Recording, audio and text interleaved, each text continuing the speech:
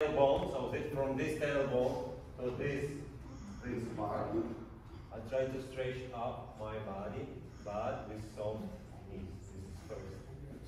So I try to create one line. Then the more important how we do is our shoulder blades, yes, shoulder, because it's like every time like this, like nature. What I do, so first I raise my arm, and I understand that my shoulder blade goes side and rise. Then I need to go down and connect. So I go down with my shoulder. So this creates some kind of wing, like I call wing, yes. So it's like supporting. And when I close my arm, I try to extend my elbow. So I don't know if this is visible or not. Here, so go here. The same with the left. So I understand that this my shoulder blade. It's not like here. Sorry. So this is visible or not? Yeah. Here, not here. I rise and you see this is now go down.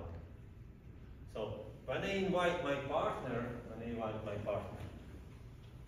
I try to raise my arms, that my palms of fingers go higher than my shoulder. You see? Higher. And I open. So when I open my arms to my partner, it's immediately creates that my shoulder blades go down. Is this visible?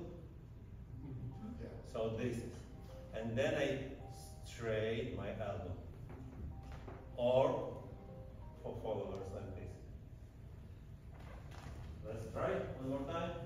So first, ability of our body. If I raise my hand enough, it is possible that my shoulder blade go. Because if I only open like this is not possible. There is no space. It's like garage closed. So I open garage, I move my car, and close garage. Okay, the same. So if I invite